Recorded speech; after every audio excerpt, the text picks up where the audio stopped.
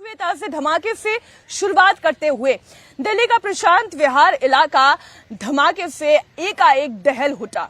आखिर ये धमाका किसने किया, धमाके के पीछे साजिश किसकी है, इस बात की तो जांच पुलिस अब तक कर रही है। लेकिन सवाल ये कि 40 दिन के अंदर अंदर आखिर ये धमाका हुआ कैसे। दिल्ली का प्रशांत विहार इलाका, जहां इससे पहले सीआरपीएफ स्कूल के पास इसी तरीके का बम ब्लास्ट हुआ था। मोटिव इम्प्रेंटी एक तरीके की दिखाई दे रही है। जिस जगह पर यह धमाका हुआ वहां से पाउडर सफेद रंग का जो अब तक डिटेक्ट किया गया है, ये कुछ उसी तरीके का है जो सीआरपीएफ स्कूल के बाहर हुए धमाके से मिलता जुलता है।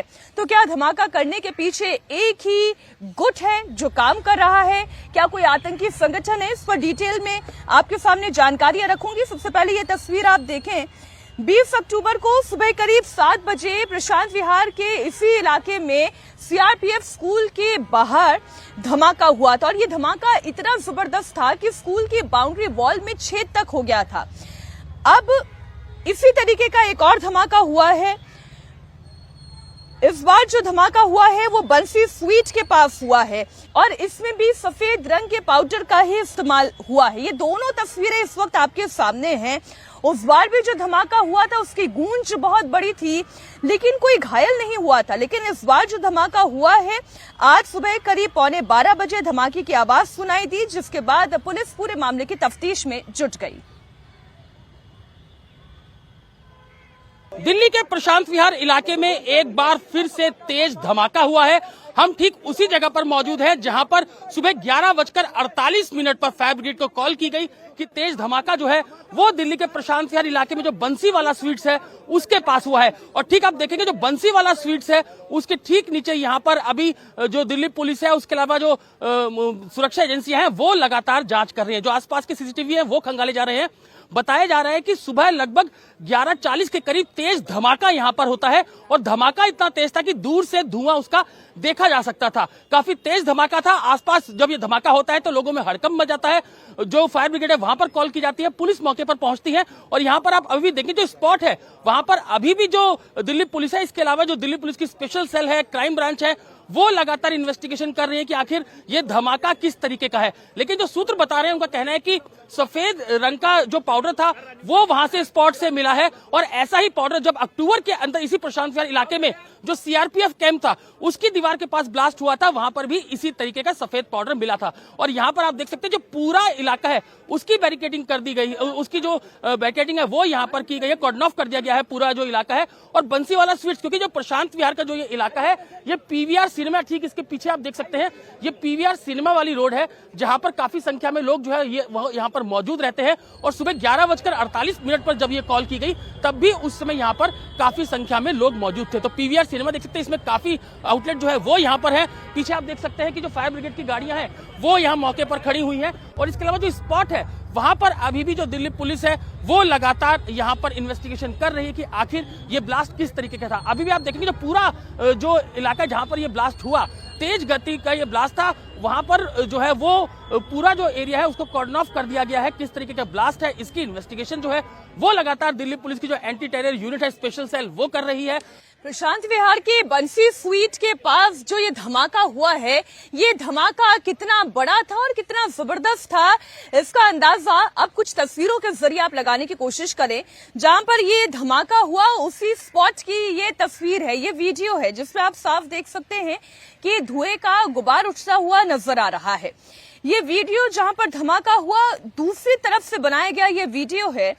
पेड़ों के ऊपर से उठता हुआ धुएं का ये गुबार देखें।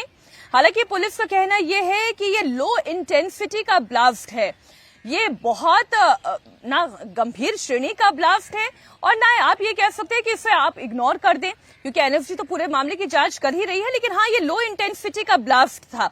हालांकि 40 दिन पहले जो ब्लास्ट हुआ था और जो आज ब्लास्ट हुआ है, इन दोनों में एक सिमिलैरिटी है कि दोनों ही ब्लास्ट वाली जगह पर सफेद रंग का पाउडर मिला था। एनएसजी फिलहाल पूरे मामले की जांच कर रही है।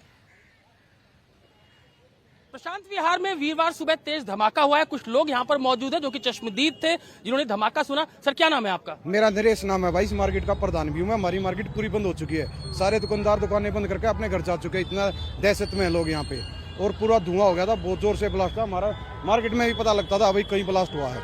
हम जैसे ब्लास्ट हुआ था तुरंत आए। यहाँ पे एक बंदे को बहुत ज्यादा चोट लगी हुई थी चेहरे पे। कितने बजे की बात है ये है 11:50 के आसपास की बात है ये।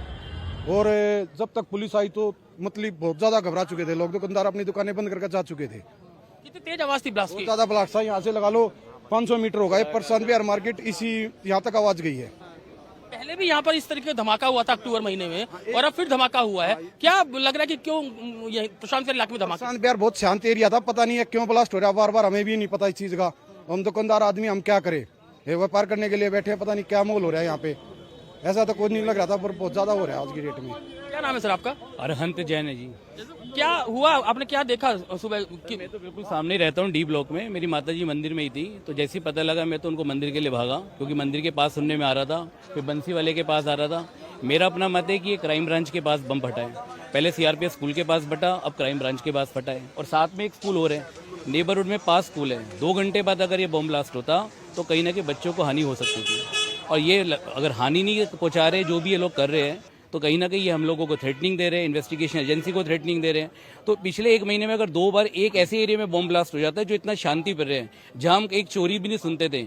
हाल ही में अभी प्रशांत विहार में अगर आप बात करें तो अभी एक चोरी भी हुई है हाल ही में ब्लॉक में। तो कहीं ना कहीं लॉ एंड ऑर्डर को देखने की जरूरत है।